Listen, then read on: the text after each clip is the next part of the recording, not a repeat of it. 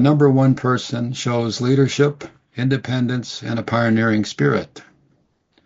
A number two person, cooperation, diplomacy, and consideration for others. A number three person is a creativity, self-expression, and communication. Number four, stability, practicality, and hard work. Number six, nurturing. Number six is responsibility, nurturing, and community. Number seven is analysis, understanding, and introspection. Number eight is ambition, authority, and efficiency. And number nine is humanitarianism, compassion, and generosity. So in an overview, those are the relating to your numbers as to influences upon you. But let's go for the traits of independence, pioneering, assertive, and strong leadership qualities for number one. Number one is the leader. The benefits understanding you are one can empower you to embrace leadership roles confidently. It can encourage you to take initiatives and projects and guide others. You are naturally driven to achieve and recognize this can help you harness your political and innovative lead. Number ones in my life have found to be the beginning of a 9-year cycle. And the cycles of life I've referred to, and we'll talk about that more in detail in classes and study groups or study times. But for today, number ones, this is the number 1 year of a 9-year cycle. So if you're a number one on this life path, you can expect to be, for yourself, independent. It's a new beginning. You're selfish about this life. In other words, you're learning about yourself. So number ones have a pretty cushy time here. You're starting a whole 9-year cycle. But beware, because what you start now in this number one personality year, and I'm getting a little ahead of myself in talking about the cycles, but number ones have to be careful that you don't overdo it or take advantage. Be cautious. However, you can be independent of everything, enjoy the world as you like, because this is a number one. But you do show strong leadership qualities, and you understand you can empower and embrace leadership roles confidently. Number two, called the mediator, the traits are diplomatic, warm, peace-loving, and cooperative. If you're number two, you excel in teamwork and partnerships. I've always found that number two relates to relationships, partnerships, interacting with other people, but usually in a combination of two people, but it can go out and deal with groups as well. This knowledge helps you to seek roles required in diplomacy and mediation, because here you are between two sides, two groups, two people. And as such, you could end up being the referee. Your ability to see both sides of a situation makes you an effective communicator and a peacemaker. And you're quite valuable in resolving conflicts. For people who are number two, your benefits, your strengths, and your I guess, work effort would be in getting involved in relationships with people and or finding out about them. Because the lesson of what you are, you have a tendency of the characteristics of the number, but also you have experience in it, and so you're finding out about it as well, having the influences or the overtone of the number. For instance, number three is called a communicator. I found number three people to be very talkative, have the gift of the gab, as they say, somewhat like me. And your somewhat traits are expressive, you're social, you're creative, and you're optimistic. Number three is a good number. By the way, there's the even numbers and the odd numbers. Even numbers can be divided. So you have, if you're a number 2, 4, 6, or 8, you have a weakness that your influences will be challenged. If you're an odd number, 1, 3, 5, 7, and 9, you have the edge where you're stronger in the traits. Just throwing that out there now. The benefits of three in understanding expressive nature encourages you to explore careers or hobbies in writing, speaking, the arts, you can say in social media, and you tend to be fulfilling interactions and relationships and enhancing your natural charm and creativity with other people. So number three is the talker, the creator, and an energetic person to be around for creative means always expressing points of view. Conversely, number 4, the builder, this is a practical, loyal, disciplined, and hardworking individual. Number 4 people love to work. They work in their dreams. They just love to work. Known as a number 4, you can motivate and pursue goals with with methodical moves and detailed plans. You're like a bulldozer. You just don't stop. Not that you're a bulldozer pulling over people, but you just have power to manage and organize and make yourself suitable in careers of management, finance, and architecture. Recognizing your need for stability can give you strength in making life decisions and secure your future and the futures of others. Number 4 is the workhorse of the patterns here. People, number 4, love to work. However, as it can be divided, maybe you like to work in cushy jobs, which would be a division of the number 4, which usually likes hard jobs. Okay? I'll elaborate maybe a little later on that. Number 5 is the adventurer. I've always found people who are number 5. They're energetic, they're adventurous, curious, and they're free-loving. I've always found people who are number 5 love to travel. Okay, so if you're a number 5, knowledge of this can help you seek experiences and adapt to change more readily. You're adaptive. You're always moving, going someplace, and you will pursue hobbies of travel. You'll have varied hobbies, you'll have careers other than domestic work environments. You just have to be outside. You have to be gaining knowledge and seeing new things. Your versatility is your strength. And in any rapid changing world, you're on your feet and you can really adapt and change. Number 6 is the caregiver. People who are number 6 are responsible, nurturing, supportive, and community-oriented. I've always found number 6 to be sort of like homebodies. They care for others. They make they are making excellent role models in teaching, healing, and counseling. They have an empathetic understanding of people, and they understand nurturing dispositions, and how to lead you to care for the community and the environment, usually in home and in work.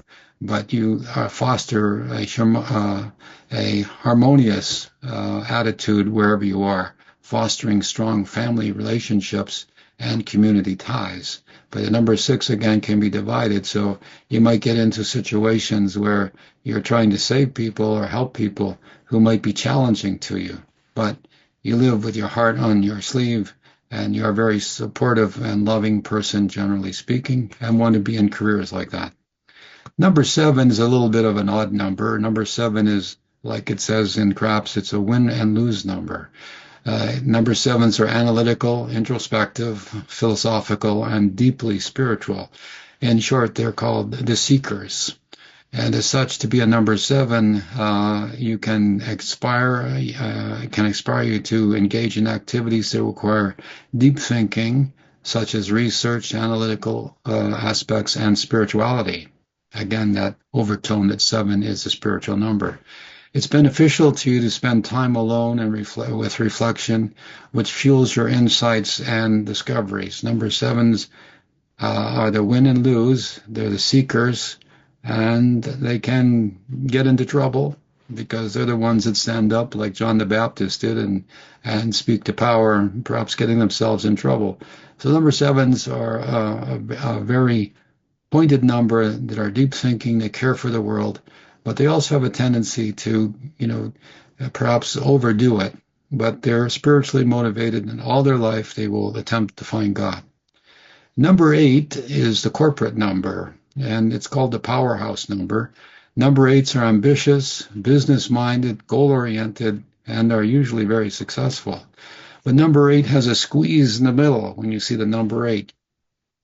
As one teacher of mine said, so number 8 is a number of karma, but however, this knowledge can drive you to achieve significant success in business and finances. But when you squeeze the number 8, you don't want to be all business and no play. So you're always feeling the pressure, that positive stress, if you will.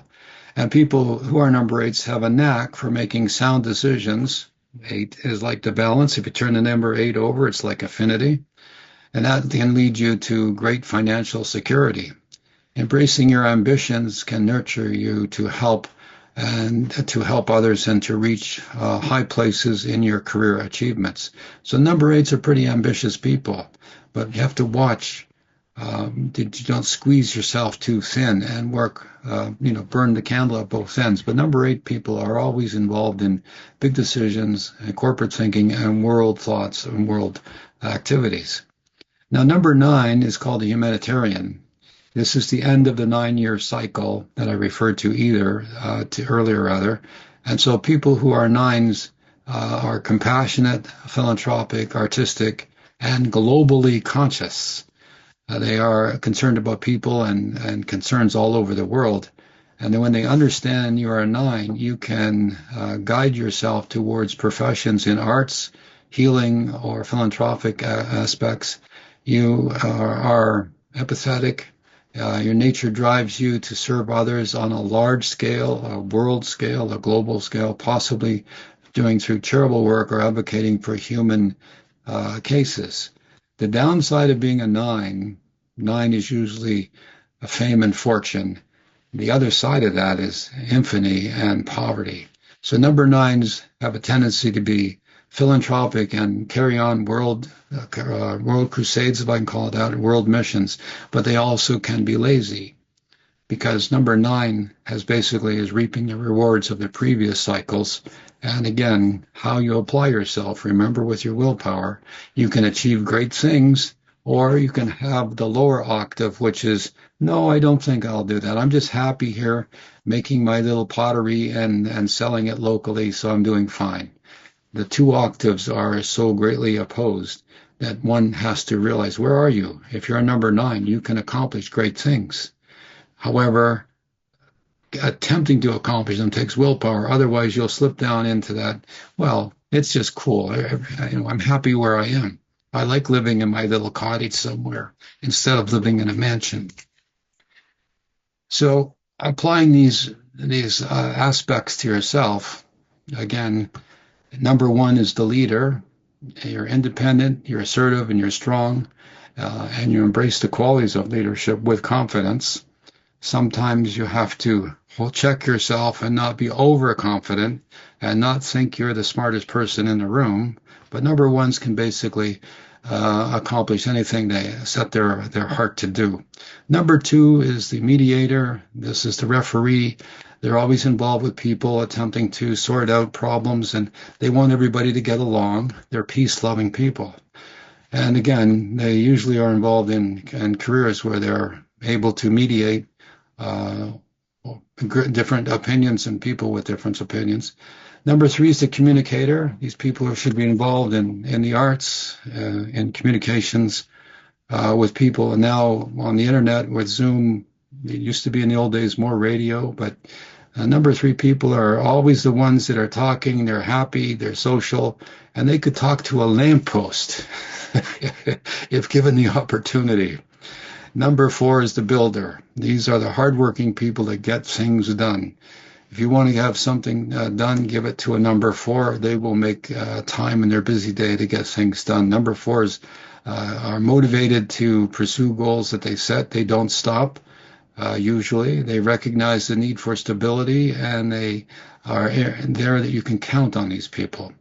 Number five is the adventurer. This is the person who should be in a career like on cruise boats or in the business of helping people find adventures through vacations or the pursuit of what's over the fence, what's in the next field. What the field is always greener on the other side, as they say.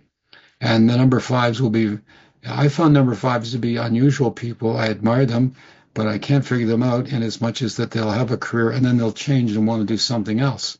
And they're usually very successful in where they go. They're versatile, and their strength is in adapting to change rapidly.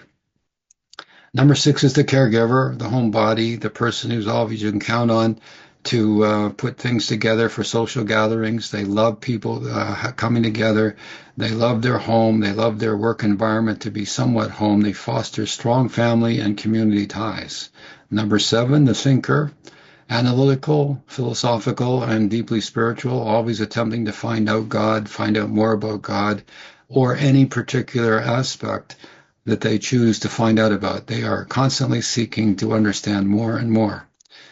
Okay, these sometimes people get their head looking in the clouds and can't figure out why their feet are wet when they're standing in a puddle. And I mean that in a constructive way. They just are constantly looking at the big picture. That's not true of all number 7s. But the number 8 is the powerhouse. Again, these people are goal oriented. They think big. They have big plans. They like to be involved in big plans, if not in a leadership role, certainly to be involved on the team. And they make sound decisions leading to financial security. So you can always count on number 8 to have a certain practical wisdom. And again, they will more than likely reach high in their careers or their achievements in life. Number 9, the humanitarian, compassionate and helpful, and they have a global consciousness. And these people are wonderful in pursuing professions in the arts or in places of taking care of people, philanthropic perhaps. Their nature sends them on to larger scale activities and charitable work, and they advocate always for humanitarian causes.